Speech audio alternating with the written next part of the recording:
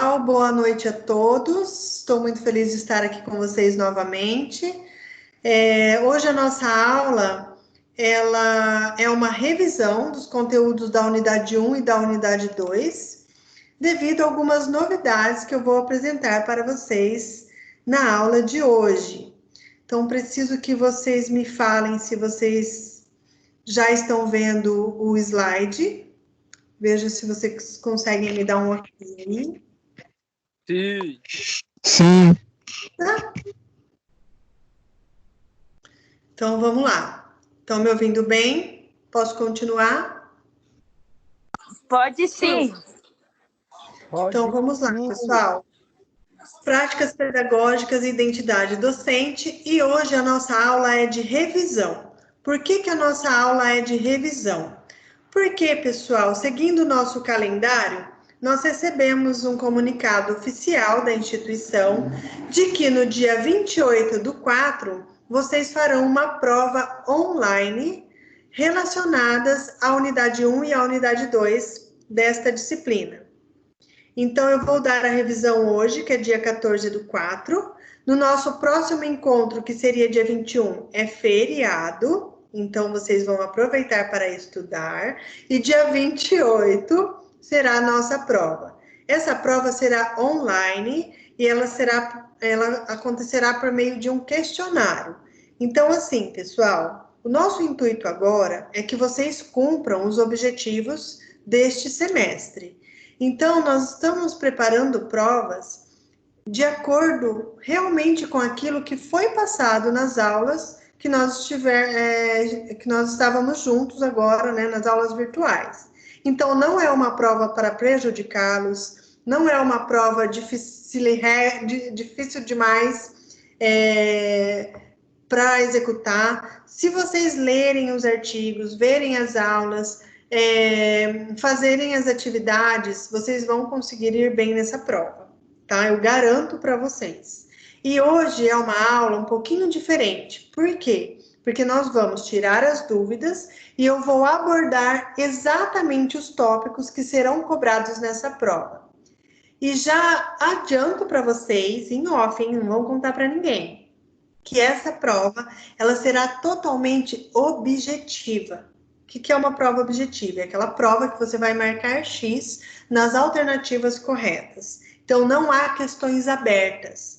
Isso, de certa forma, nos limita um pouco em relação à abordagem dos conteúdos que a gente quer cobrar de vocês, porque demos tal conteúdo, mas, por um outro lado, facilita a compreensão de vocês, agiliza na execução da prova, que ela é uma prova mais rápida, e considerando o atual contexto, as aulas online, a dificuldade, né, do nosso contato, a gente não consegue conversar tão bem como se estivesse no presencial. Então, assim, existem os dois lados. Eu acredito que o lado bom, que é a objetividade da prova e a rapidez, a velocidade com que vocês fazem uma prova aberta e uma prova objetiva, ela é muito diferente.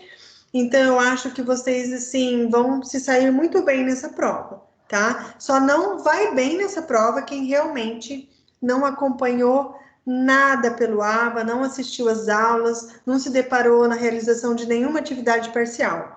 Do contrário, eu posso garantir para vocês que vocês irão lacrar na realização dessa prova. Então, hoje é uma aula de revisão das unidades 1 e da unidade 2. Nossa, professora, vai cair essas 6 sessões? Vai, mas eu organizei da seguinte forma. O que é que vocês precisam estudar? Os artigos que vocês precisam estudar são 4.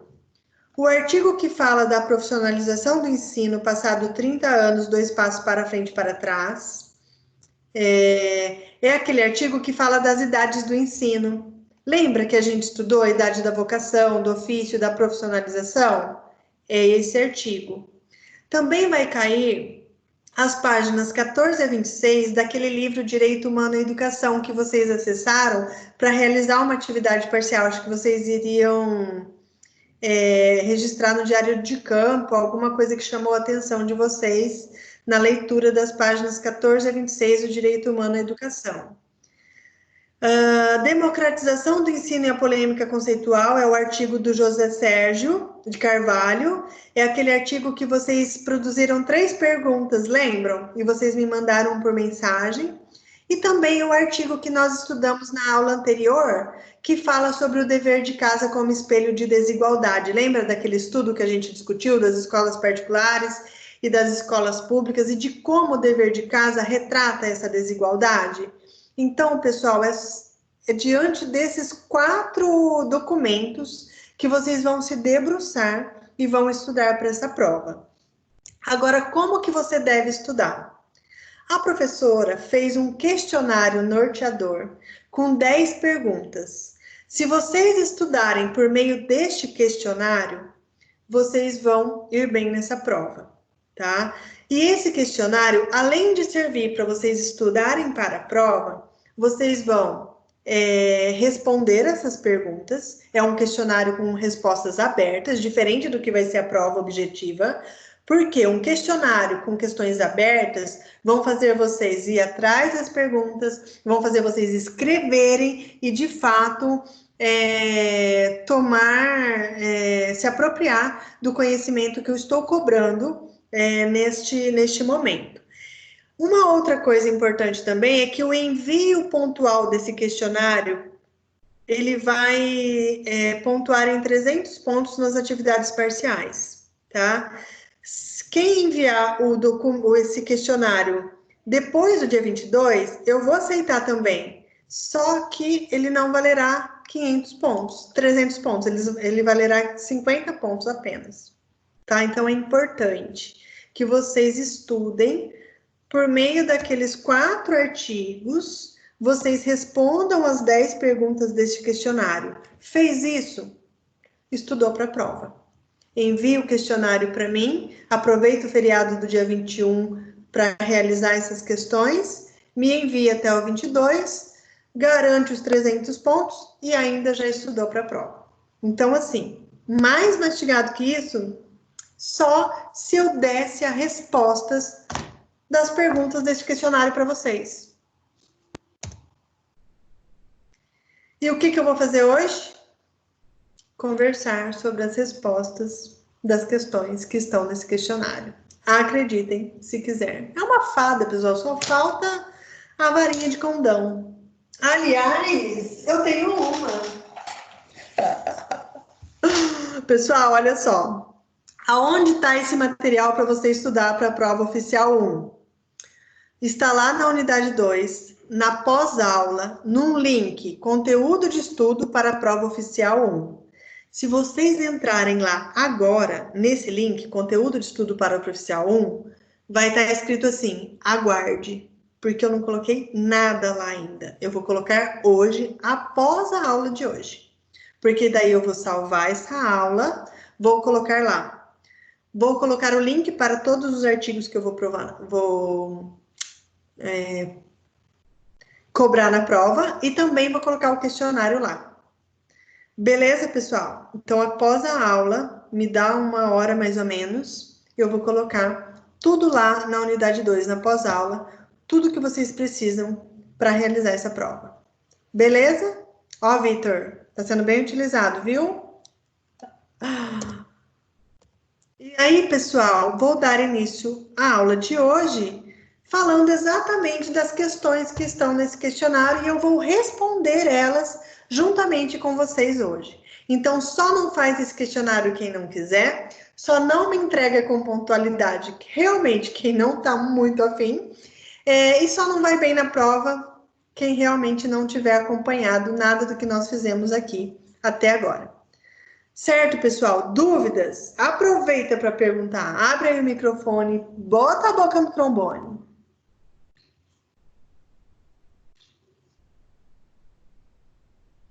Ninguém tem dúvidas? A prova vai ser no AVA que vai entrar para fazer ela, professora? Exatamente. Ainda não sei como, ainda não sei qual link que vocês vão clicar, mas isso tudo vai ser passado para vocês pela coordenação da melhor forma possível. Algum tempo, tipo 50 minutos, 1 hora? Provavelmente. Provavelmente vocês vão fazer a prova no horário da aula. Mas ainda não está nada assim, nós não recebemos nenhuma informação oficial disso ainda. Mas eu acredito que vocês vão realizar a prova durante o horário da aula e ela, sim, terá um prazo para ser realizada, com certeza. Mais alguma pergunta? Então, vamos lá, pessoal. Vocês vão, então, me enviar esse questionário prontinho, como uma forma de garantir pontuação nas atividades parciais e como uma forma de estudar para a prova oficial 1, tá bom? Então, vamos lá, ó. A primeira pergunta desse questionário é a seguinte: de acordo com o Tardif é o autor daquele artigo que fala das idades do ensino da educação, tá? Do ensino da educação, não, das idades do ensino. De acordo com o Tardif, a evolução do ensino não ocorreu de forma linear. Ao contrário, embora seja contínua, apresenta desvios, retrocesso e avanços temporários. Nesse processo evolutivo, o autor cita a concepção de 3 idades do ensino que ainda estão presentes no Brasil. Escreva quais são elas e as suas principais características. Então, pessoal, nós já estudamos esse artigo juntos. Ele contextualiza a história da docência, da educação, de acordo com essas 3 idades, e ele fala que o ensino, ele não tem uma evolução crescente, não, é um processo de altos e baixos, com retrocesso, com evolução, com retrocessos, com avanços que são temporários, e ele divide essa história em 3 idades. Então, a gente tem um ensino na idade da vocação, do ofício e da profissão. Então, quais são as 3 idades? Exatamente essas 3. Só que o questionário pede para que você escreva quais são elas, mas também as suas principais características. Então, agora, eu vou caracterizá-la, vou caracterizar cada idade do ensino, para que vocês possam, então, se lembrar do que foi dito nas aulas anteriores, já como preparação para a prova objetiva e uma orientação para quando vocês forem responder à mão lá, ou digitado, né, que vocês vão me mandar, esse questionário que nós estamos fazendo aqui hoje juntos, tá? Então, olha só, o ensino na idade da vocação, ele está relacionado ao século XVI e ao século XVIII, dentro desse período lá na Europa. Dentro do contexto da Reforma Protestante e da Contra-Reforma Católica. O que significa isso, pessoal? Que o ensino na idade da vocação, ele era embasado na profissão de fé. A presença da igreja, da crença, da fé, ela é muito enfática nesse período, tá? E dentro desse período secular de 16 ao século 18, nós temos também a criação de escolas privadas, mas escolas privadas que baseiam ainda os seus estudos em crenças que vêm da Igreja Católica, tá? Tanto de igrejas religiosas protestantes, quanto da fé da Igreja Católica. Tá? E esse ensino, baseado nessa crença, baseado nas escrituras sagradas, é ensinado tanto por homens quanto por mulheres. Tá? E essa profissão de fé que embasa o ensino na idade da vocação, ela é dividida em 2 momentos. Então, nós temos o primeiro momento que a pessoa que estava à frente do ensino queria ensinar as crianças as escrituras sagradas, ele exerce essa atividade em tempo integral. Tá? É uma profissão mesmo de fé. Ela dedica a sua vida em tempo integral para estudar as escrituras e levar esse ensinamento para as crianças. Então, essa pessoa, esse professor, não tem uma formação na escola. A formação dele é dentro da igreja. É uma pessoa íntegra, é uma pessoa honesta, é uma pessoa que reflete a vida de Cristo, que conhece os ensinamentos da igreja. Então, essa é a profissão de fé. E nessa profissão de fé e no ensinamento para essas crianças, os professores dessa época, desse período secular, criavam pequenas comunidades para ensinar as crianças do local. E esses ensinamentos aconteciam dentro de casas ou até mesmo dentro das igrejas. Então, a pessoa chamada professor, neste período, consagrava sua vida totalmente no exercício do ensino, tá?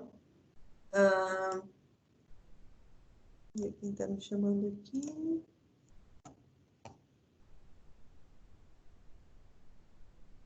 Só admitir aqui, pessoal, a entrada de alguns que estão chegando agora. Agora deu. Voltando lá. Então, pessoal, esse é o primeiro momento da profissão de fé. Tá? Os professores consagram a sua vida toda em tempo integral no exercício de ensinar as crianças embasados pela crença da Igreja Católica, na Escritura Sagrada.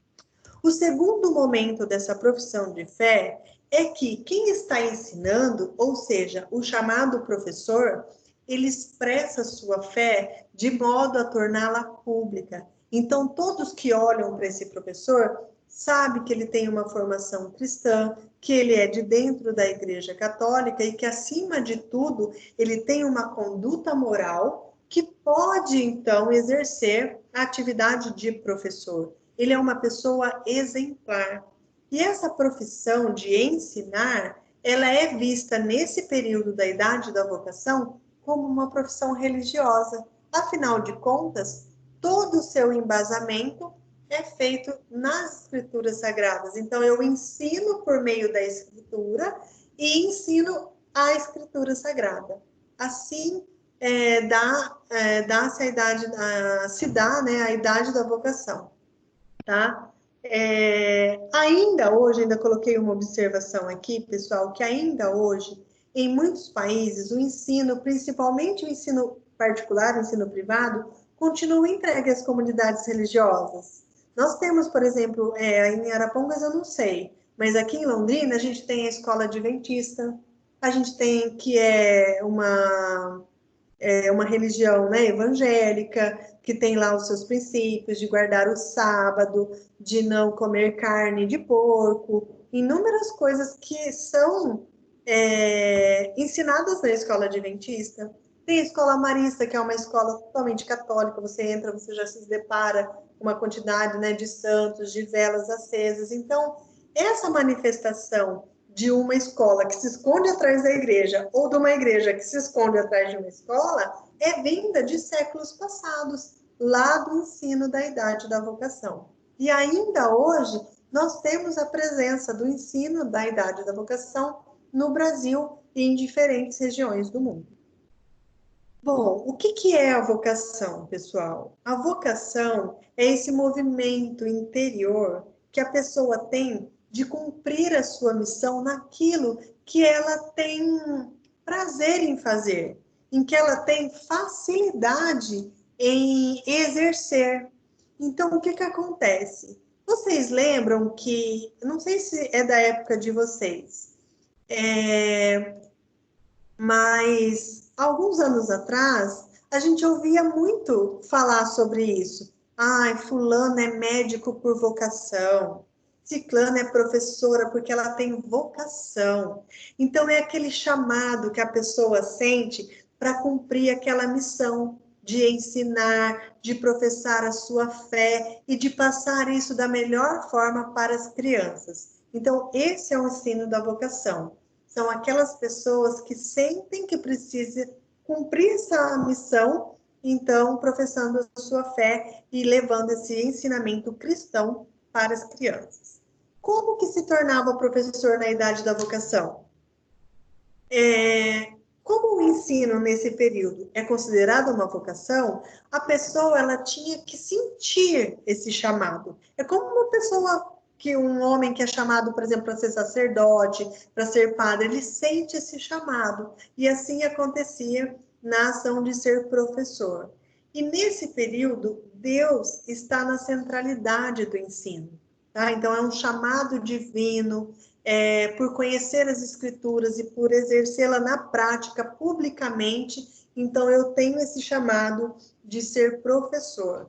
E além de ensinar aquilo que está nas Escrituras, de acordo com os preceitos da Igreja Católica, eu também preciso ensinar as questões morais. Então, uma vida ética, uma vida moral, uma vida social que atenda aos princípios católicos, aos princípios bíblicos. E eu preciso ensinar essa criança, durante o seu desenvolvimento, a permanecer na fé, porque assim ela será uma pessoa que vai futuramente também poderá exercer o ato de ensinar, ou então seguir a sua vida embasado nos ensinamentos que recebeu quando criança. Então, pessoal, além disso tudo, o ler e o escrever também é importante. Os professores ensinavam também a ler e escrever, mas essa ação de ensinar o ler e de ensinar o escrever é subordinado ao ensino das virtudes. E o ensino das virtudes é baseado nas Escrituras Sagradas. Como que acontecia esse ensino? Qual o método que os professores utilizavam para ensinar na idade da vocação? Dependia muito de como que esse professor era, em seu caráter, tá? Porque como não tinha uma escola que formava professores, muito pelo contrário, era um chamado, então tinha pessoas que tinham o chamado, que tinha a vocação, que sentiam que precisavam ensinar, até porque tinham uma vida de caráter moral exemplar, de profissão de fé. Mas o que acontece? Opa, deixa eu compartilhar de novo, sumiu aqui. Mas o que acontece? Eles não tinham experiência. Então, tinham o chamado, sentiam a necessidade de ensinar, tinham um embasamento na fé, mas era leigo, não tinha experiência. Então, as mulheres e homens leigos que tinham o chamado da vocação, mas que não tinham experiência, elas acompanhavam os que já tinham experiência no ensino na idade da vocação, baseado na profissão de fé. Então, era assim que se formava professor nessa época, pessoal. Não tinha universidade, não tinha escolas, o ensino era baseado na igreja, nos conhecimentos das Escrituras Sagradas. E os mais experientes passavam as suas experiências para os mais leigos, até que eles atingissem um certo conhecimento, uma certa conduta moral, tanto de moral quanto de caráter, para poder, então, professar a sua fé para as crianças, para ensiná-la a respeito das Escrituras e para ensiná-las a ler e a escrever por meio das Escrituras Sagradas. Bom, então nós temos que o embasamento, gente, isso é muito importante, o embasamento do ensino na idade da vocação não é em artigo científico, porque não tinha na época, não é em uma formação profissional, uma formação docente, uma formação acadêmica, não. O embasamento do ensino da idade da vocação, ele é enraizado no amor pelas crianças. E o amor pelas crianças geralmente está atrelado à mulher, porque ela exerce o papel de mãe. E a mulher, nesse período secular de 16 ao século 18, as mulheres, elas exerciam as virtuosas, elas exerciam o papel da obediência aos seus subordinados, ao seu marido, um papel de devoção muito mais transparente, clara e enfática do que dos homens. As mulheres carregam consigo o espírito de sacrifício, o espírito de servir. Então, são esses atributos que embasam o ensino na idade da vocação, tá? É essa formação. Se a mulher tem amor pelas crianças, ela é submissa, ela é devota e carrega consigo o espírito de sacrifício e de servir, pronto. E ela tem a vocação de ensinar, então, se ela tem conhecimento, ela vai ensinar. Se ela não tem, ela vai aprender com aquela que já exerce essa ação de ensinar. Como que os conhecimentos eram orientados no ensino da idade da vocação? Então, as mulheres, quando elas davam aulas, elas enfocavam no controle corporal dessas crianças. Essas crianças obrigatoriamente tinham que ficar sentadas, olhando para elas, prestando atenção no conteúdo, e elas precisavam aprender a controlar o seu corpo. Imagina, gente, criança que é movimento, que é dinâmica, que é vai e vem, que é tumulto, tinha que controlar o seu próprio corpo e ficar quietinha ali, recebendo os ensinamentos dessas mulheres, e de homens também, mas não em sua grande maioria, recebendo os ensinamentos ali da fé cristã. Elas precisavam, mais do que tudo, respeitar as instruções que eram dadas, seja ali dentro da casa dela ou nas pequenas comunidades criadas por esses professores, por esses cristãos, por esses católicos, e tinha o seu gesto controlado. Então, ela tinha que ficar sentada, posturada, não era sentada, só sentada, era bem sentada, com a postura correta, com postura de respeito, com vontade de estar, de aprender e mostrando evolução, inclusive, no aprendizado. E nessa época, pessoal, se necessário, as crianças podiam sim ser severamente punidas e os castigos físicos eram comuns. Então, quem já ouviu falar aí de palmatória, de ajoelhar-se no milho, de ficar, de cumprir algum sacrifício, nessa época era normal. Então, se as crianças não obedeciam essas orientações dadas por seus professores, possivelmente eram submetidas a castigos físicos, e isso era comum no período, tá? No ensino da idade da vocação. Oi. Tudo bem? Desculpa, eu entrei hoje atrasadinha, tá? Mas referente a essa época, isso aí, lá eu vou usar a minha região, lá no Nordeste, isso há 15 anos atrás, há 20 anos atrás, ainda era comum, é bem recente. Eu sou da época da palmatória. A gente apanhava na escola. E assim, isso fez uma grande dificuldade hoje para muita gente. Entender os dois lados, eu falo dos dois pontos. Mas assim, no sentido, por você ser verbalizado, apanhado dentro da sala de aula, porque muitas vezes você não merecia aquele castigo. Só o fato de você ter virado o rosto era motivo para você ser punido por aquilo. Era muito severo, entendeu? Eu venho de uma educação onde a educação era seriado, então era aquela escola seriado, onde você tinha que estudar com diversas séries, e era muito difícil para o professor controlar essa situação dentro da sala de aula. São vários alunos de várias idades. Hoje, não. O normal hoje são pelo menos os alunos próximos das mesmas idades, estudando junto a mesma série. Na minha época, não era assim. Até a quarta série, era a primeira, segunda, terceira e quarta série. E era difícil, para o lado do professor, o professor se impor. Porque também a gente era terrível, né? Eu tenho alguns alunos que são, até hoje são, né? O professor é muito hostilizado nessa questão. Mas nessa época eu acho que traz muitos problemas para a educação hoje. Trazendo essa época para hoje, traz muitos problemas, principalmente para essas pessoas. Você vê um exemplo, são os professores que se formaram dessa forma. Eles ainda querem impor as coisas dentro da sala de aula. Claro que o professor tem que impor. O professor é autoridade dentro da sala de aula. Enquanto estiver rolando a aula, o professor é autoridade, é autonomista da aula. É o professor, eu não tiro a razão. Mas, assim, a gente vê pela essa questão do passado lá, antigo. A gente vê a situação de professores hoje. Não, comigo é assim. Ou é assim ou não é.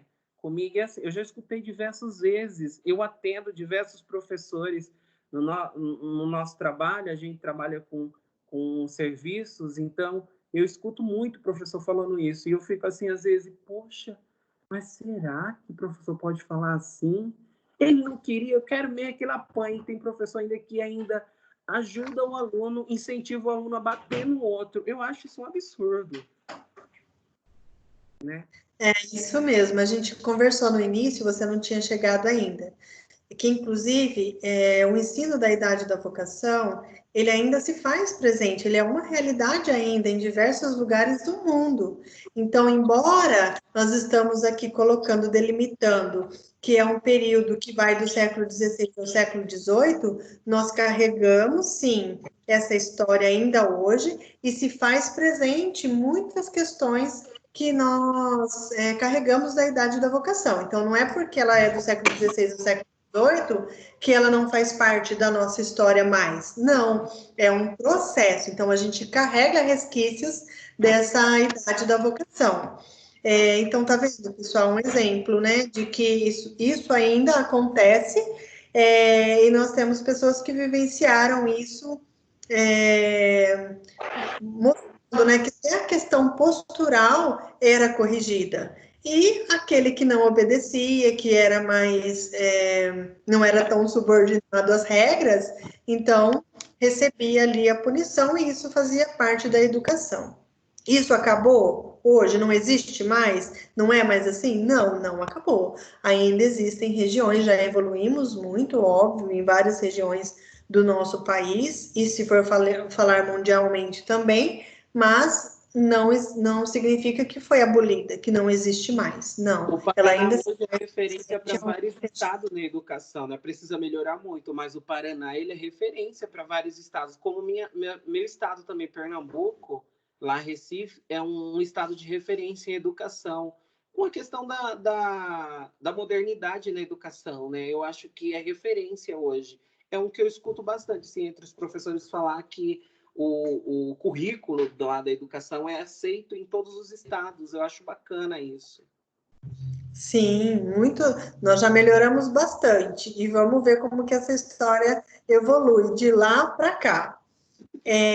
Pessoal, ixi, travou meu. Espera aí.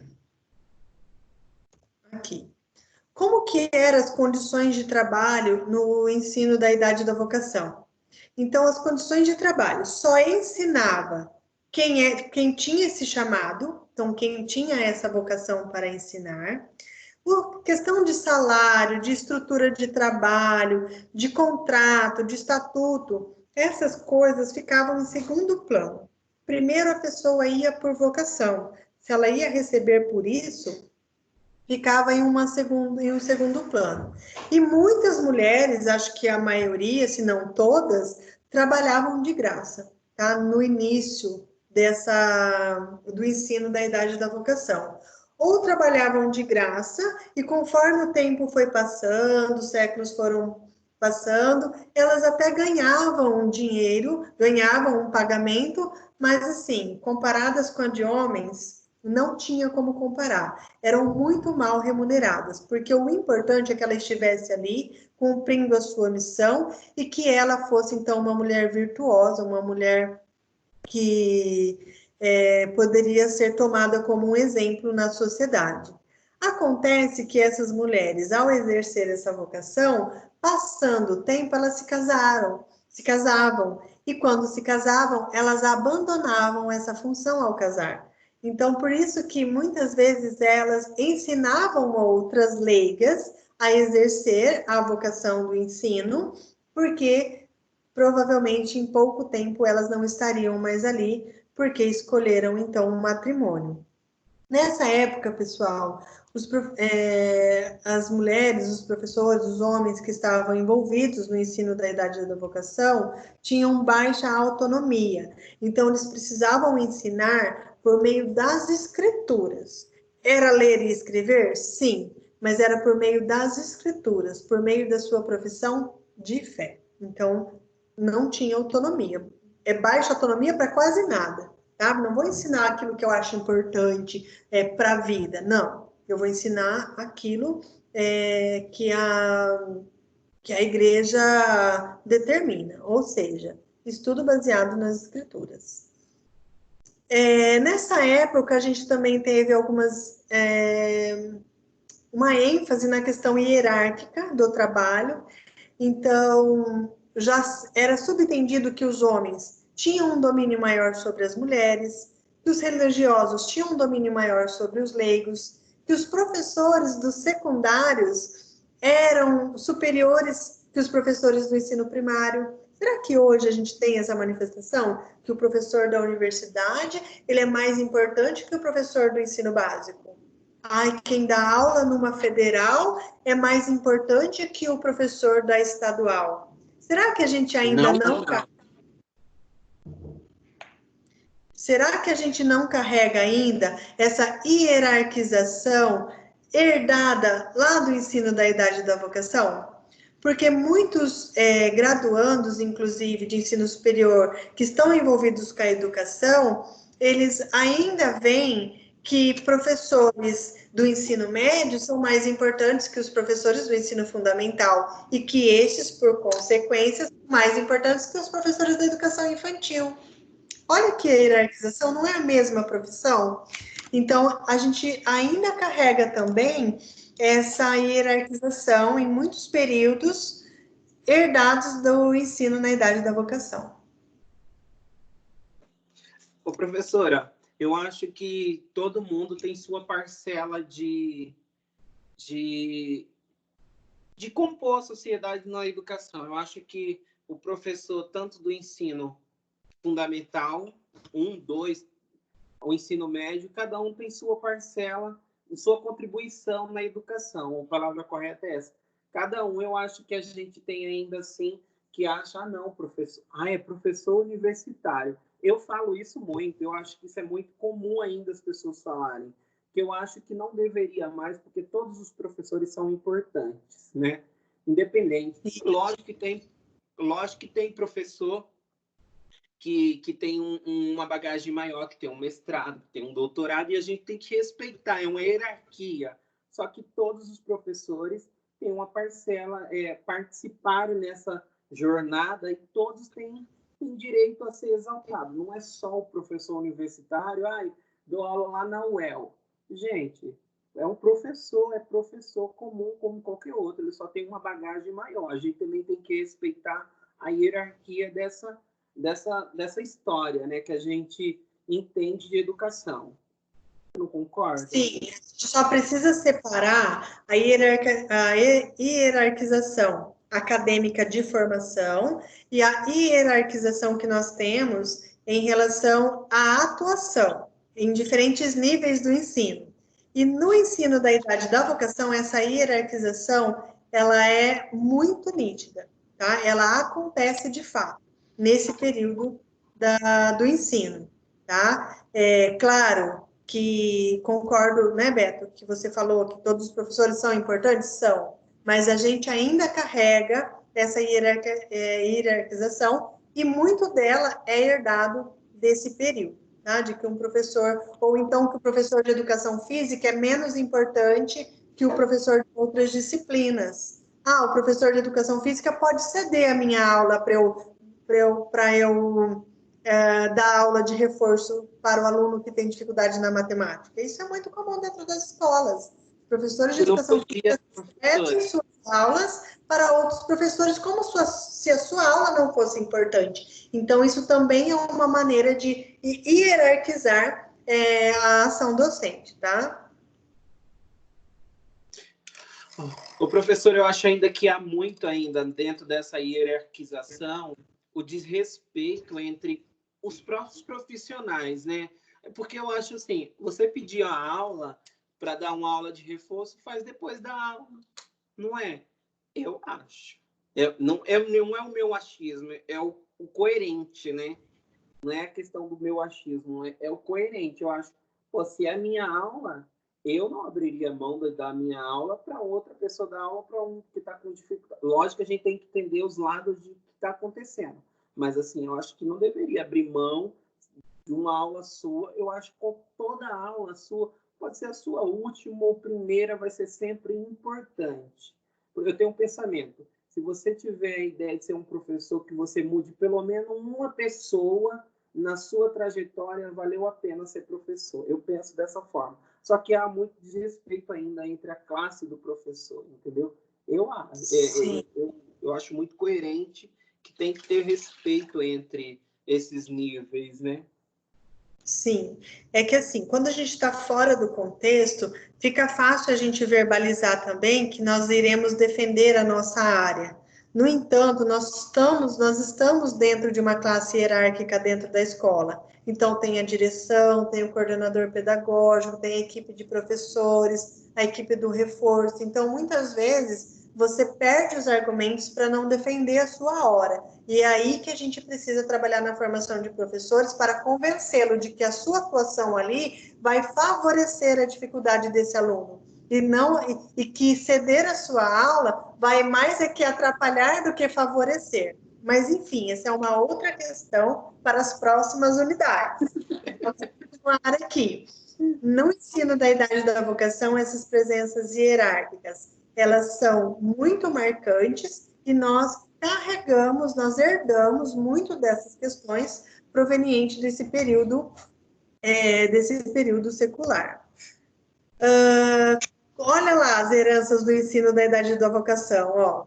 Nós temos um impacto profundo e duradouro sobre as demais concepções de ensino. Então, as próximas que nós vamos falar como revisão, né, para a nossa prova, que é a idade do ensino, o ensino da idade do ofício, da profissionalização, elas carregam herança dessa primeira idade.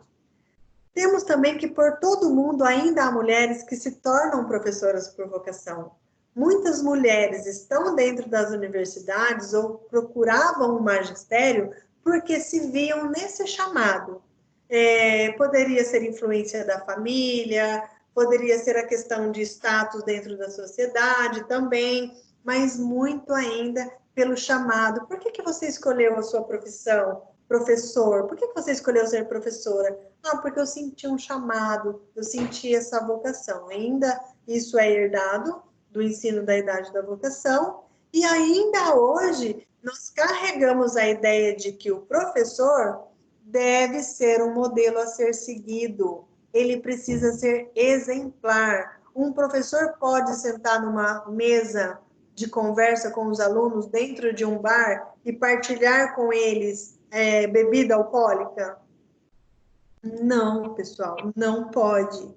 Ainda hoje, por uma questão ética e por causa das heranças desse ensino, na idade da vocação, a mulher, principalmente, ela precisa ser vista como uma mulher virtuosa, uma mulher moral socialmente, uma mulher ética, uma mulher de caráter.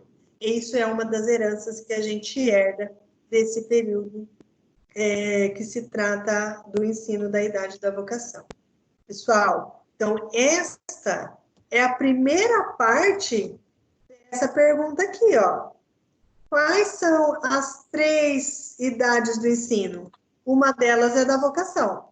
Quais são as suas principais características? Acabei de falar todas as características da idade da vocação. Então, vocês vão escrever isso como resposta de uma forma não tão resumida, mas também não tão explorada. Então, vocês vão escolher aquilo que vocês acham como mais importante e colocar lá na resposta.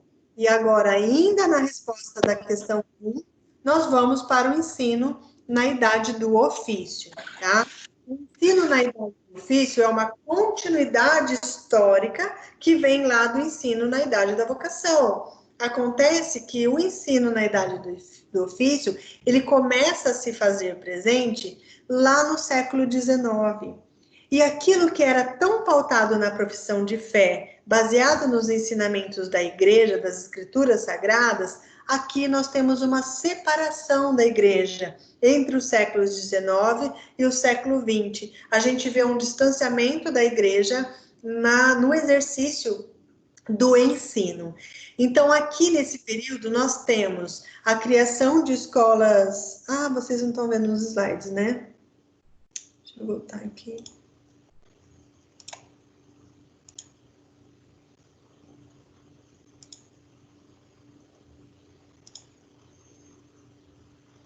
Pronto.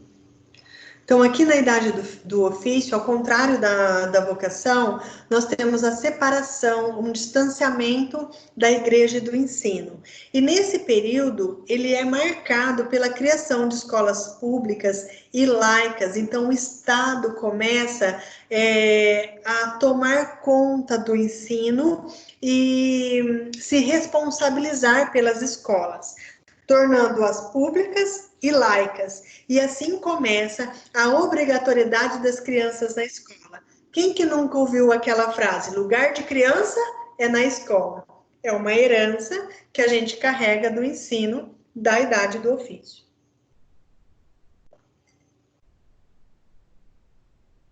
Todo o ensinamento, nesse período, ele é integrado às estruturas do Estado, tá? Então, o Estado determina que a criança precisa ir para a escola e começa, então, a determinar aquilo que vai ser ensinado. E aqui a gente tem uma transição do ensino da vocação para o contratual e salarial, que ficava em segundo plano lá na idade da vocação. Então, aqui a gente começa a pensar em uma construção de carreira, embora ainda as mulheres ficavam muito abaixo dos homens, tanto em termos hierárquicos quanto em termos salariais. Há sim a questão do contrato e do salário e dessa construção de carreira, mas ainda uma desigualdade muito grande em relação a mulheres e homens. E isso vem a modificar um pouquinho após a Segunda Guerra Mundial, que acaba lá por volta de 1945, se não me engano, provavelmente. Após a Segunda Guerra Mundial, então de 1945 para frente, nós temos então um trabalho laico sendo feito nas escolas, nós temos um emprego estável, porque a partir do momento que o Estado se responsabiliza pelas escolas e obriga que as crianças estejam dentro da escola, passa a existir os serviços públicos. Então, os professores ganham uma estabilidade no seu emprego, começam a ter um salário mais igualitário, equiparado a homens e mulheres, já podem programar a sua aposentadoria por tempo, né, do serviço, e há uma segurança, e a evasão da prática do ensino não é tão grande. Lembra que as mulheres abandonavam, lá na idade da vocação, o exercício de ensinar porque elas se casavam? Aqui não. Aqui o professor ganha um pouquinho mais de segurança e permanece mais tempo na profissão, porque ele consegue construir uma carreira, porque o Estado assume, então, essas questões. Uma outra coisa importante também de se colocar na idade do ofício são as exigências que são realizadas, que são permanentes nesse período do século XIX. Então, o professor, para ele atuar como professor, para ensinar, ele precisa ter um investimento potencial para atuar como professor, porque agora já existem escolas, já começam a aparecer as universidades, e ele precisa ter essa formação para ter, né, essa profissão de professor. Então, ele precisa não mais ter uma vocação, ele precisa ter uma formação acadêmica para atuar como tal. E essa formação vai desde o ensino primário, ele precisa passar pelo estudo secundário e também pela formação de um ensino superior para atuar como professor. Lembra que nesse período o Estado ele passa a assumir as responsabilidades com o ensino. Então, ele, inclusive, propõe concursos públicos para que esses professores, então, atuem na rede pública de ensino. Portanto, é necessário que haja essa formação, que antigamente era somente por vocação. Há também nesse período a valorização da experiência do saber ensinar. Então, não bastava ter apenas a formação acadêmica, embora ela ainda seja muito importante, mas a prática também era muito valorizada. Então, aquele professor com mais idade, o professor mais experiente, que exerceu a sua profissão desde a base, que conhece planejamento, que sabe o como fazer de diferentes formas para atingir a maior quantidade de crianças. Então, tanto a teoria quanto a prática se fazem importantes nesse período do século XIX e século XX, que compreende o período do ensino na idade do ofício. Também é necessário que esse professor, para atuar na escola, tenha tolerância às regras e normalizações escolares. Então, ele não vai para a escola e faz o que ele quer, faz aquilo que ele acredita que é bom ou não. Não, ele precisa tolerar as regras, ele precisa se submeter àquilo que o Estado como as diretrizes que precisam ser tomadas dentro da escola, pessoal. Então, esse é o ensino na idade do ofício. Outra coisa também importante é que esse ensino, ele atinge o seu ápice após a Segunda Guerra Mundial, como parte da democratização escolar. Então, aqui já se fala em ensino estatal. O Estado não se responsabilizou pelo ensino, então agora ele precisa democratizar a escola. Todas as crianças precisam estar dentro da escola. E para todas as crianças estarem dentro da escola, é preciso que haja escola para todas elas. Então, esse ensino estatal, ele também permeia a autonomia pedagógica. Então, o professor dentro da escola, diferente da submissão que ele tinha com a igreja, aqui na escola, sobre responsabilidade do Estado, ele tem uma autonomia daquilo que ele vai ensinar dentro da sala. Tá? Ainda pautado em muitos princípios, mas ele leva outros tipos de conhecimento para os seus alunos. Há uma relação que atualmente é quebrada, no ensino na idade do ofício, há uma relação de confiança entre professor e Estado. O Estado confia plenamente de que o professor está lá na escola ensinando aquilo que de fato é importante para esse aluno, é importante para a formação dessa criança. Ainda existe o espírito de sacrifício por conta do professor e o espírito de servir ainda é muito presente. E se nós formos trazer para o dia de hoje, né, pessoal, e vocês vão trocar essas ideias, inclusive podem trocar com outros professores, que esse espírito de sacrifício e esse espírito de servir é quase que são duas premissas assim que a gente carrega mesmo conosco, porque a gente faz muito mais do que aquilo que nos pedem, a gente dedica muito mais horas daquelas que nos pagam, então aí vem o amor à profissão, a vocação e o espírito de sacrifício de servir, herdado do ensino da idade do ofício. A gente também tem aqui uma proteção contra controles externos, então principalmente aqui o controle da igreja, aqui a gente já tem uma autonomia e uma proteção maior sobre esses controles. Essa é a idade do ofício.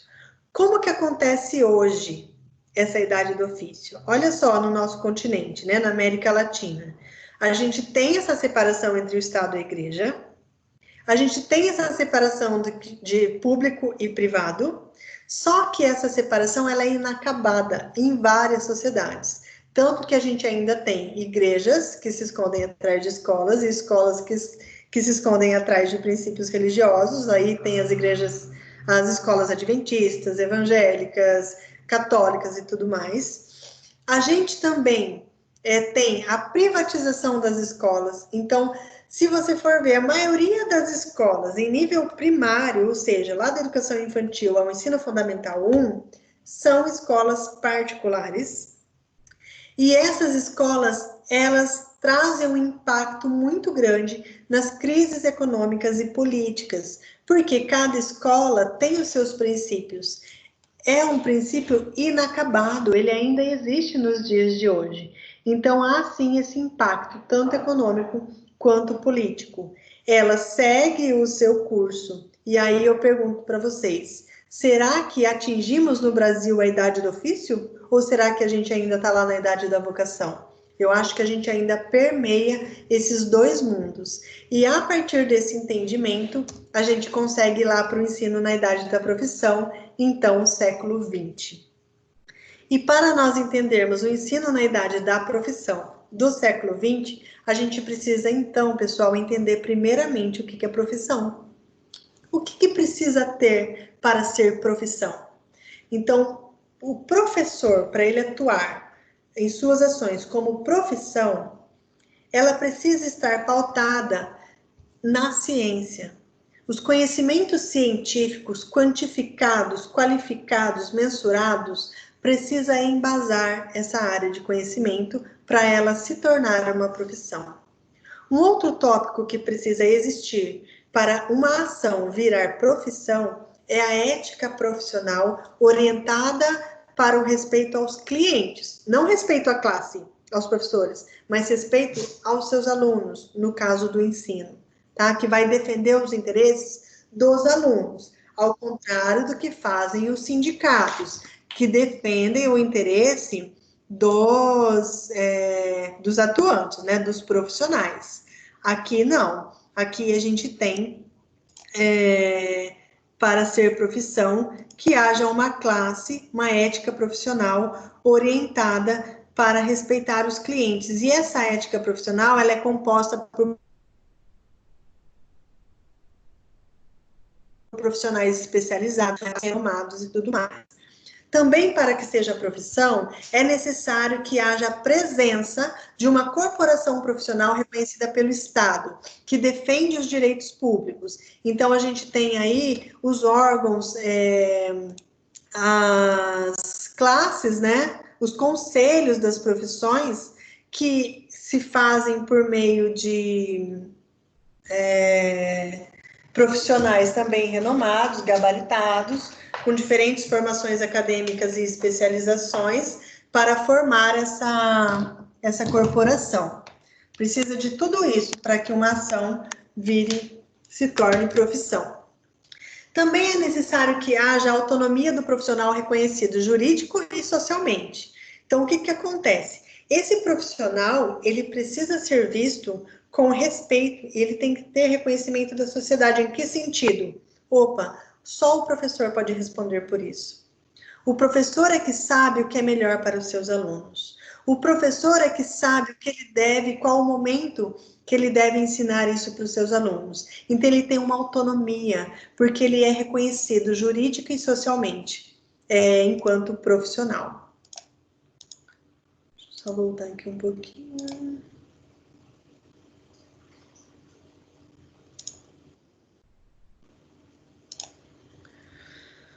Vamos lá. Uau, 33 pessoas, consegui admitir todo mundo de novo. Vamos lá.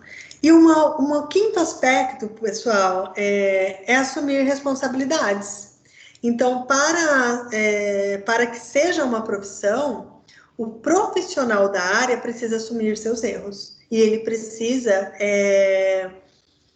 ser chamado para corrigir esse erro, para assumir esse erro, e, se for o caso, de ser penalizado por conta desse erro. Se a área de conhecimento possui esses 5 aspectos, pode ser considerada uma profissão. Pergunta de prova. Quais são os 5 aspectos que precisam ser considerados para que uma área de conhecimento seja reconhecida enquanto profissão? Base de conhecimento científico, ética profissional orientada em respeito aos clientes, a presença de conselhos, a autonomia profissional para tomar decisões e que a sociedade reconheça que esse profissional é o melhor para tomar essa decisão, e assumir seus erros, a responsabilidade profissional, tá? Pergunta de prova. Bom, a partir do momento que nós temos o conhecimento do que é profissão, aí a gente consegue entender também que nesta área do ensino, na educação, há um crescimento no grupo de professores especializados. E esses professores começam a controlar o conhecimento que precisa ser gerido para que o indivíduo se torne professor. Então, ele vai controlar esse conhecimento, tanto teórico quanto prático, ele vai pensar nas inovações que ele precisa oferecer para formar esse professor, em relação a decisões, as planificações de mudanças sociais, ele precisa entender de mundo, ele precisa entender de sociedade, e são um grupo de especialistas que vão organizar esses conhecimentos, pautados tanto em conhecimentos econômicos quanto tecnológicos, para a formação de professores. Até porque agora ela é uma profissão. Nesse período, pessoal, do século XX, na idade da profissão, a gente tem o grande desenvolvimento das universidades. Investimentos muito grandes feitos nas universidades. Para quê? Para formar profissionais, mas profissionais baseados não mais no conhecimento empírico, não mais somente na prática, na experiência que era requerida lá na idade da vocação.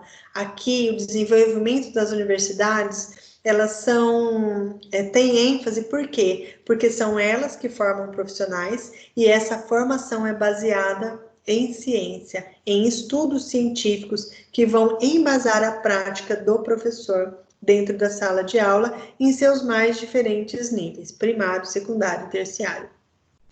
Então, aqui a gente tem a universitarização, nem sabia que existia essa palavra, na formação de professores. Você quer dar aula? Você quer exercer a profissão professor? Então, você precisa passar, primeiramente, pela universidade. Pessoal, aqui encerra a questão número 1, tá? Olha lá, ó. Questão número 1. Você fala sobre as 3 concepções de idades de ensino e fala sobre as suas principais características, tá? Então, vocês vão tirar um pouquinho de cada idade, seja da vocação, seja do ofício, e vão colocar lá no questionário. E aí, vocês não precisam colocar tudo. Elenquem aquilo que vocês acham como mais importante, aquilo que demarca realmente a idade desse ensino, e coloca lá no questionário. Lembrando que, na prova, as perguntas não vão ser abertas como está nesse questionário que eu estou pedindo para vocês, que vale 300 pontos. Esse questionário, ele é aberto, mas o da prova, ele vai ser fechado. Vocês vão somente fazer X. Então, quanto mais vocês estudarem, quanto mais vocês se aprofundarem, mais facilidade vocês terão em responder essas questões, tudo bem? Vamos para a questão 2 do questionário norteador. Na década de 80, autoridades políticas e educacionais solidificaram nos Estados Unidos o projeto de profissionalização do ensino, composto em sua estrutura por 3 grandes objetivos. Então, aqui eu peço para vocês citar esses objetivos e contextualizá-los. Aqui eu vou citar os 3, mas eu não vou me aprofundar tanto nesses objetivos, porque eles estão lá no artigo e vocês precisam estudar sobre eles. Também é assunto de prova. Então, olha só, o primeiro objetivo é melhorar o desempenho do sistema educativo. Então, aqui começa a se falar em desempenho. A gente precisa reduzir o peso da burocracia, precisa diminuir os custos da educação para que seja de acesso a todos, e verificar, rever a questão do poder que é dado às escolas e aos professores. Então, isso aqui permeia um pouquinho desse primeiro objetivo. O segundo objetivo é passar do ofício à profissão, porque o século virou, mas muitas ações ainda estão herdadas de séculos passados. Carregam-se heranças da idade da vocação e da idade do ofício. Então, essa transição, ela é uma das características, e ela é caracterizada, seus atributos estão pautados na formação universitária de alto nível intelectual para que o professor possa, embasado cientificamente, atuar nas salas de aula. E o terceiro objetivo é construir uma base de conhecimento para o ensino. E essa construção, ela tanto é baseada na prática quanto na teoria. E elas são construídas por meio de profissionais especializados, tá? Então, vocês precisam, lá no artigo do Tardif, dar uma lida sobre esses 3 objetivos para contextualizá-los da melhor forma possível na resposta desse questionário. Mas, resumidamente, é isto. E aí, nós vamos lá para a questão número 3. Ainda no artigo de Tardif, tá? Quando mudar o artigo, eu vou falar para vocês. A questão 3 diz que a New Public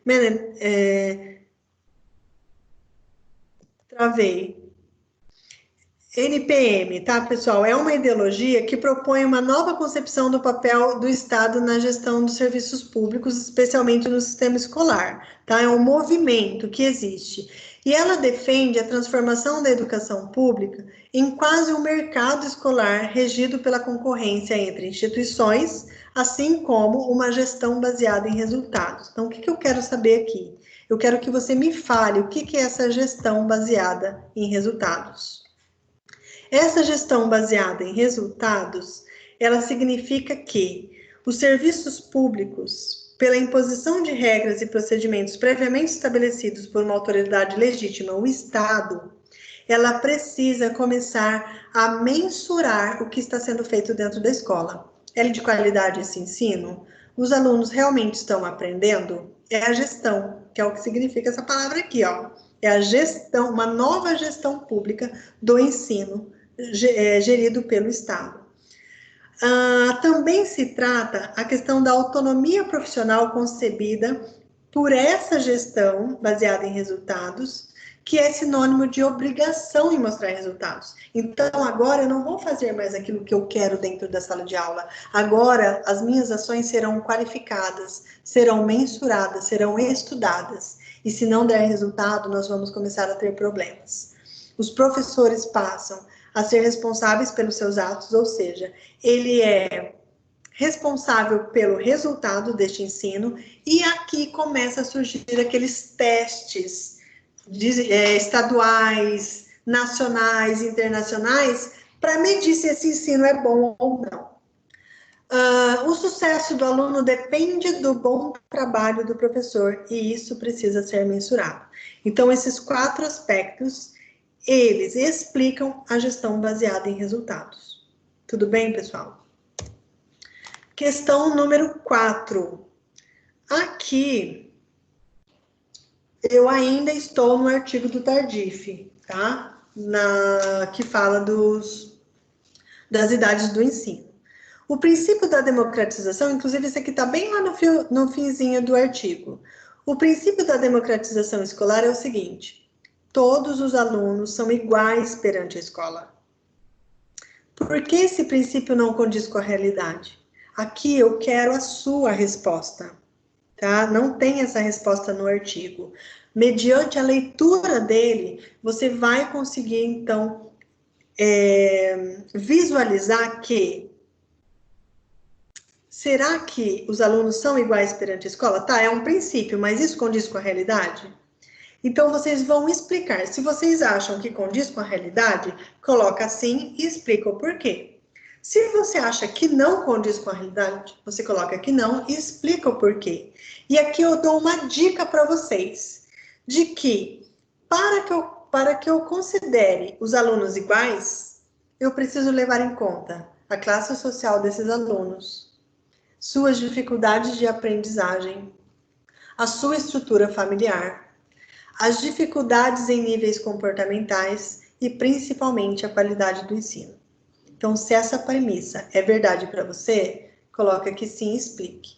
Se ela não é uma verdade para você, coloca que não e explique também. Mas dê uma explicação convincente. Lembra que o professor, ele precisa defender os seus atos, ele precisa se responsabilizar por suas tomadas de decisões. Então, aqui eu preciso que você seja sincero consigo mesmo. E a partir do momento da leitura, vocês vão conseguir ter uma claridade de que este princípio pode ou não condizer com a realidade, e aí eu jogo a responsabilidade na mão de vocês. Questão número 5.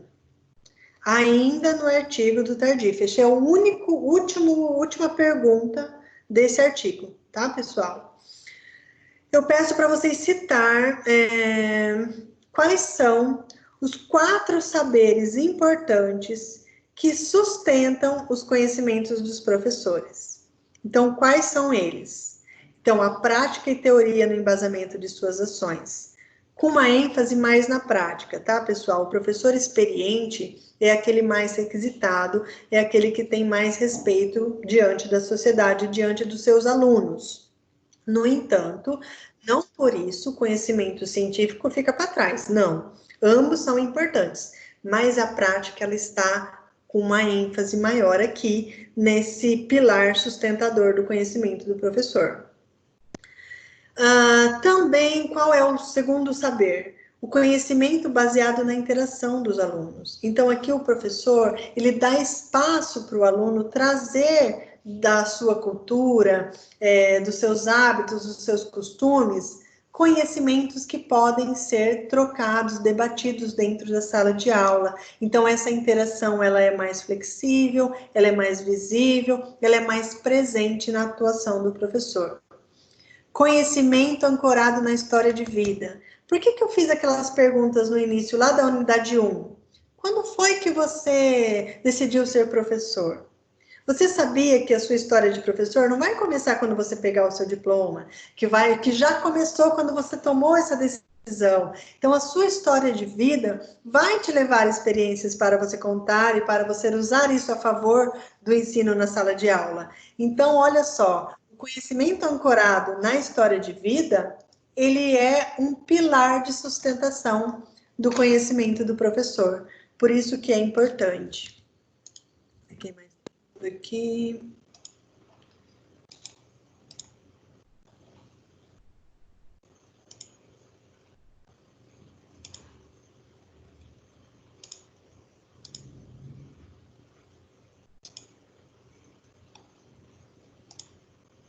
Quarto pilar. Para além de uma questão pedagógica, a gente precisa pautar as questões culturais e políticas. Então, não é só aquilo que eu tenho que ensinar por meio de uma diretriz estatal. Aqui eu vou considerar o olhar humano, a questão cultural, de onde que esse aluno veio, quais suas crenças, como é sua família. Então, aqui eu tenho uma questão além da pedagogia. Então, eu considero fatores que anteriormente eram muito negligenciados. E essa questão cultural e política, ela passa também a ser um pilar sobre o olhar do Tardif, extremamente importante sobre o conhecimento dos professores. E aí, pessoal, então, essas 5 primeiras perguntas, elas estão embasadas nesse artigo. Se vocês lerem esse artigo, vocês conseguem responder essas 5 perguntas, tá? A partir agora da 6ª pergunta, 6, 7 e 8ª, 6ª, 7ª e 8ª pergunta, elas são sobre o livro do Direito Humano à Educação. Foi um livro que eu deixei lá no aba, para vocês lerem de 14 a 26 as páginas, e eu pedi para vocês formularem, para vocês, mediante a leitura dessas páginas, que vocês respondessem a questão sobre a universalização do ensino. Vocês lembram disso?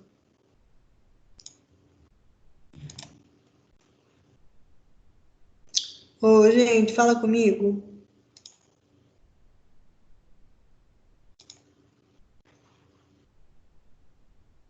Professora. Oi. Oi, prof. Tô aqui, pode falar. Falem comigo. Eu tô aqui, ó, pode falar, ué. Olha a Helena chegando. Seja bem-vinda, Helena. Pessoal, então essas 3 perguntas que vão vir agora são do livro Direito Humano à Educação, tá? Olha só, deixei separadinho para vocês. Vocês vão saber aonde está cada resposta. Então, até agora, a gente falou só do artigo do Tardif. E agora a gente vai para o livro Direito Humano à Educação, e eu espero muito que vocês saibam o que eu estou falando. Se vocês fizeram as atividades, vocês sabem do que eu estou falando. Então, olha lá a 6ª pergunta. No livro Direito Humano à Educação, os direitos humanos são pontuados como normas mínimas necessárias para uma vida digna.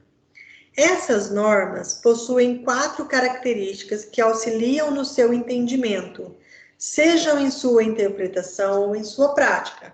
Quais são elas? Tá lá, pessoal, na página 16 e na página 17 do livro. Até o número da página eu tô dando. Então, a gente tem lá o princípio da universalidade. O que é esse princípio? Esse princípio, ele diz que os direitos humanos, ele vale para todo mundo.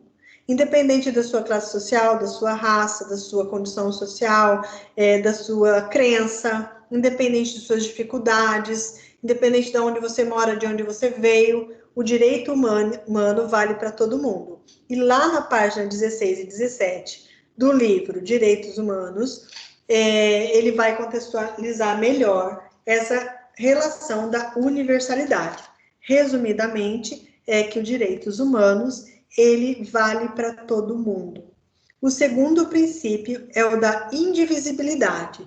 Esse princípio, pessoal, diz que todos devem gozar dos direitos na sua totalidade, sem ter que abrir mão de outra. Então, eu tomo posse de um direito, mas eu abro mão de outro. Ou seja, eu tenho acesso à escola, mas eu abro mão da qualidade. Sendo que o acesso à boa qualidade de ensino, ela é para todos. Então, esse princípio, ele trata exatamente disso. Eu não posso usufruir de um direito e, por isso, perder o outro. Não, é indivisibilidade. Um direito está atrelado ao outro e eles não podem ter essa separação. E aí entra o princípio da interdependência. Esse princípio é que todos os direitos conversam entre si. Então, não tem um direito que você consiga separar dos demais. Eles se conversam, eles interagem entre si. Assim como, por exemplo, se o aluno tem direito à educação, para ele ter direito à educação, ele também precisa ter direito da alimentação e da saúde. Porque senão, como que ele vai ter uma boa educação, uma boa qualidade? Então, essa interdependência entre os direitos, elas precisam existir, elas precisam conversar entre si. E a quarta característica é a característica da exigibilidade e da exigibilidade e da justiciabilidade. Esse direito, esse princípio, ele está linkado à questão de que, se algum direito humano for desrespeitado, você pode exigi-lo judicialmente. Aí entra aquela Declaração Universal dos Direitos Humanos, porque lá tem um artigo que nós vimos nas aulas anteriores, que fala exatamente isso, que se houver desrespeito, você pode, então, exigi-lo para que ele seja cumprido. Então, esses 4 princípios, essas 4 normas, elas auxiliam no entendimento dos direitos humanos mínimos para uma vida digna. Ok? A 7ª pergunta também é sobre o livro Direito Humano à Educação. Olha lá, a pergunta: cada país tem autonomia para definir a oferta de acesso à educação e ao ensino. No entanto, normas internacionais determinam que a educação em todas as suas formas e níveis devem seguir 4 características importantes: disponibilidade, acessibilidade, aceitabilidade e adaptabilidade. Explique cada uma dessas características.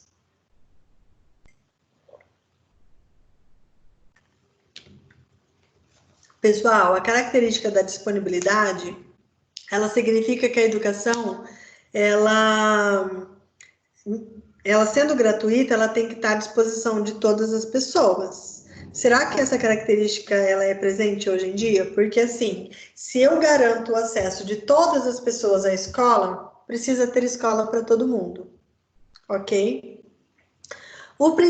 A característica de acessibilidade é a garantia de acesso à educação pública disponível sem qualquer tipo de discriminação. Então, independente da sua fé, da sua crença, dos seus costumes, dos seus hábitos, da sua procedência, das suas escolhas políticas, ideológicas, você pode ter acesso à educação. Será que isso é uma realidade hoje em dia? Será que essa característica da acessibilidade ela é presente em todas as escolas presentes no nosso Brasil? Característica da aceitabilidade. Garante a qualidade da educação, do ensino. E essa qualidade ela é pautada no planejamento dos estudos, na aplicação de diferentes métodos pedagógicos, na qualificação contínua do docente e na adequação cultural, pessoal. Então, o que acontece? Eu adequo o ensino à realidade dos meus alunos. Aí entra a importância do professor conhecer o entorno da escola, porque se ele conhece o entorno da escola, ele conhece o público que faz essa escola.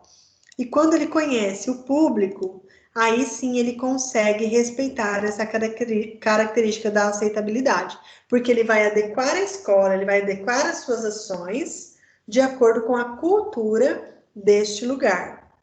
Já pensou se o ensino fosse igual do Nordeste ao Sul do Brasil? enquanto que a multiculturalidade do país é tão grande, então precisa ter essa adequação.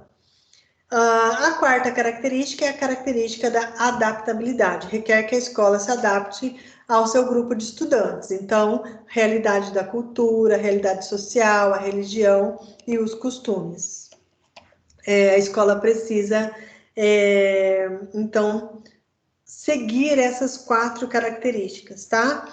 Embora cada país tenha a sua autonomia, cada estado tenha a sua autonomia, essas características elas são importantes, independente desta oferta. Essas respostas elas estão bem mais contextualizadas na página 24 e 25 do livro Direito Humano à Educação, que será disponibilizado, já está disponível no AVA, mas eu vou disponibilizar lá no link da prova para vocês. A questão número 8 também é sobre esse livro. As dimensões do direito humano à educação chamam a atenção para como ele deve ser exercido, pois não há sentido em falar sobre direito à educação se outros direitos humanos são violados na escola. Quais são essas dimensões e a que se refere cada uma delas? Então, pessoal, essas dimensões elas são extremamente importantes para que outros princípios não sejam violados. Então, a gente tem o direito humano à educação. Então, a educação ela é para todos, mas ela deve ter qualidade e ela deve ser capaz de promover o pleno desenvolvimento desses alunos, respondendo aos interesses de quem estuda e da sua comunidade. Ou seja, a adequação, né, da escola, isso também diz respeito à adequação da escola à sociedade a que ela atende. Temos também a dimensão do direito humano na educação. Não se pode permitir, por exemplo, que a creche ou escola, seus conteúdos e materiais didáticos reforcem preconceitos, seja racial, seja religiosa, seja étnica, independente de qual ela seja. Isso não pode acontecer. Isso infringe um direito humano. E a outra dimensão, a terceira e última, é a educação em direitos humanos. Então, a escola, ela precisa ensinar para os alunos os seus direitos. O aluno precisa saber que ele tem direito resguardado pelo Estado e que esse direito faz parte de uma declaração universal. O aluno, ele precisa ser ensinado dentro da escola a conhecer esses direitos, mas para além disso, defendê-los. E, portanto, precisa que elas conheçam como que elas vão defender um direito que elas desconhecem. Muitos nem sabiam que tinham direito, né? E eles sabendo disso, que tem direito, conhece esse direito, aí sim eles serão capacitados a reivindicá-los, a lutar por eles em sua vida cotidiana. Até aqui, então, as perguntas 6, 7 e 8 são em relação a esse livro. Vamos para as 2 últimas perguntas, meu povo. Tá acabando. Vamos que vamos. Olha lá a 9ª pergunta. A 9ª pergunta já é daquele artigo que vocês levantaram 3 questões, lembra? Que eu pedi para vocês pegarem o artigo do José de Carvalho. E aí vocês leram ele e fizeram 3 perguntas e me mandaram. Não era necessário responder essas perguntas. Então, só vai cair uma pergunta sobre esse artigo. Olha lá. Carvalho cita em seu artigo Democratização do Ensino e a Polêmica Conceitual a progressão continuada como exemplo de estratégias de políticas públicas para a regularização do fluxo e a redução da evasão escolar. Algumas ideologias defendem que a progressão continuada é uma crítica à democratização do ensino, visto que possui um caráter falsamente democrático, sem contar a queda na qualidade do ensino. Diante disto, descreva com suas palavras o que é a progressão continuada. Descreva também o seu ponto de vista em relação à questão a seguir. A progressão continuada contribui para uma verdadeira democratização do ensino? Se sim, por que sim? Se não, por que não? Pessoal, o que é progressão continuada? É aquela forma básica instituída nas escolas de que o aluno não reprova.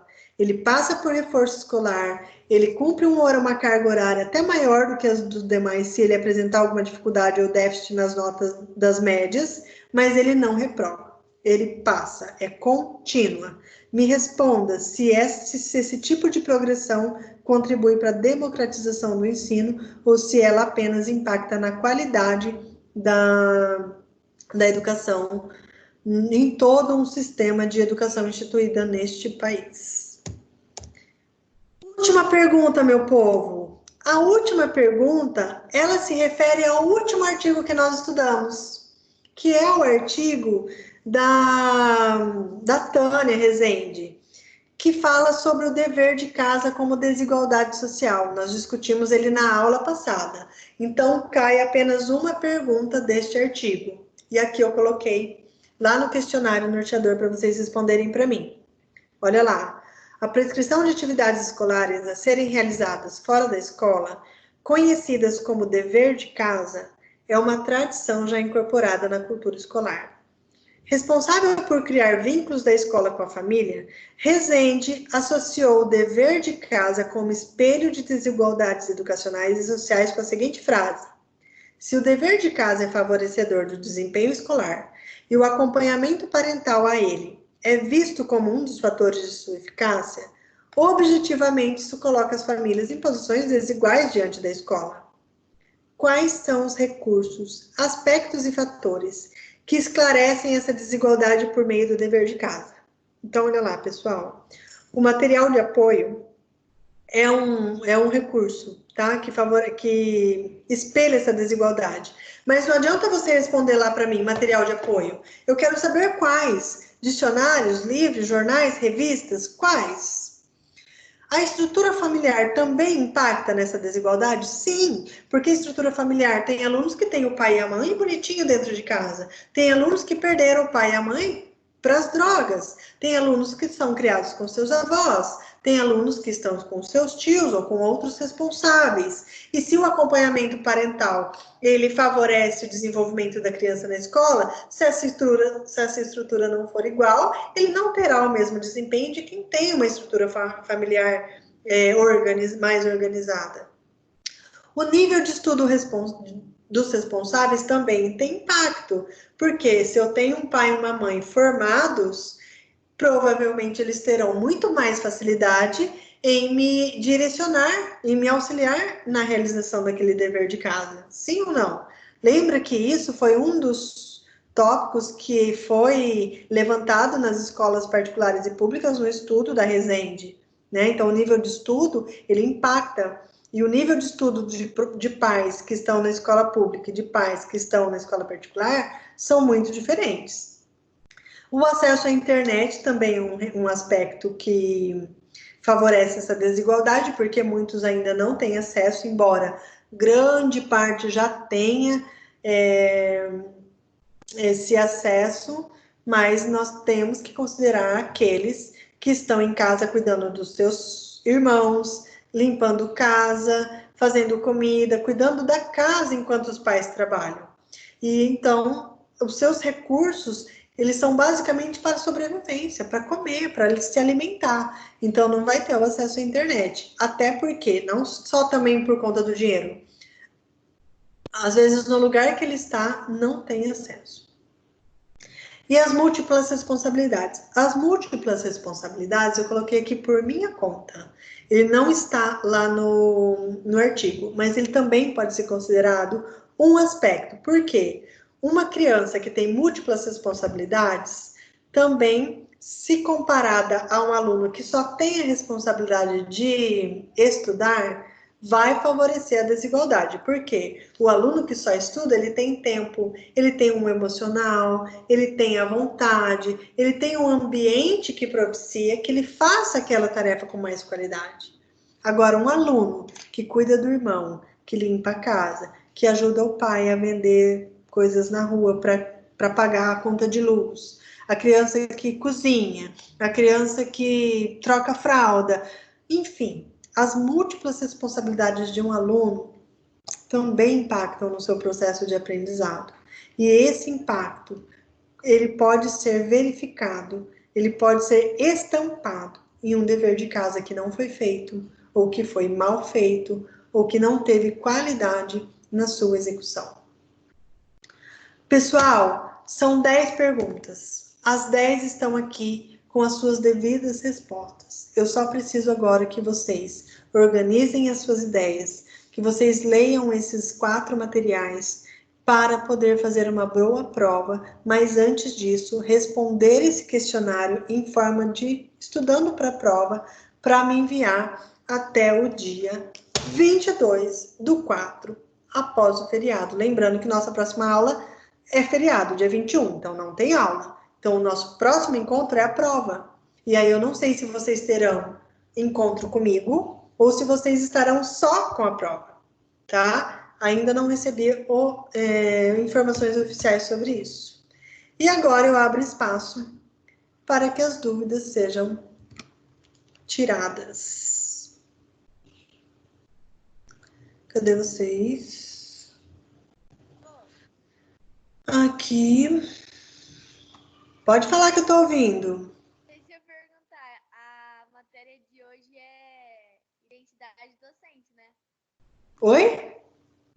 A matéria de hoje é identidade docente, não é? Ah, tá. No slide tá a cultura corporal e cidadania, né? De novo, deixa eu... Eu tô numa confusão aqui que eu fiquei, meu Deus, o que tá acontecendo? Será que eu tô ficando louca? Se é eu, Não. o professor, tá confundindo? É identidade docente mesmo. De novo, tava a cultura? Tá, eu vou corrigir então antes de postar lá para vocês. Mais dúvidas?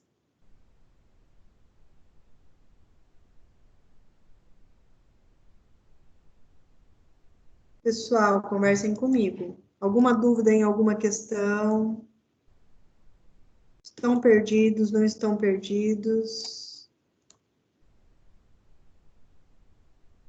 Alguma parte que vocês, porventura, não tenha ficado muito clara?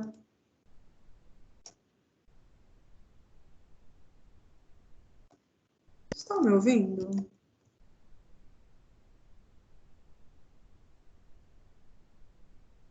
Sim. Dúvidas? Estão com medo da prova? Eu só não tô entendendo, professora, como que... Sim. Quem que não está entendendo o que aí? Que eu ouvi bem baixinho, aumenta o volume. É eu.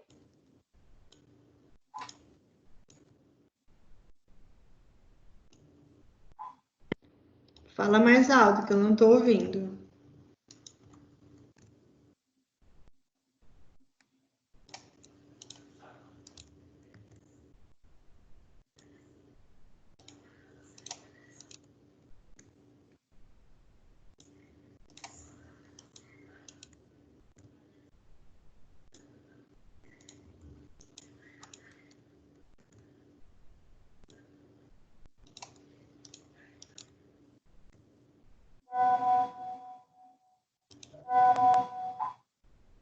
Professora, Oi.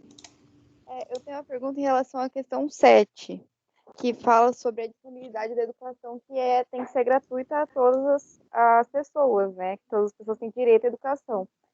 Em Sim. caso das pessoas que não têm tanto acesso, por exemplo, tem criança que precisa pegar alguns caminhos fluviais para ir para a escola, ele não tem esse meio. É obrigação do Estado fornecer esse tipo de transporte para as pessoas, para elas terem direito à educação?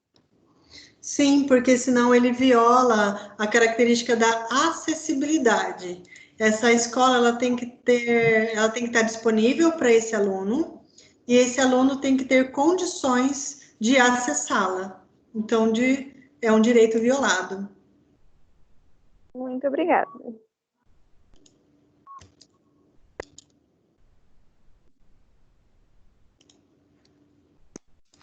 Alô, alô.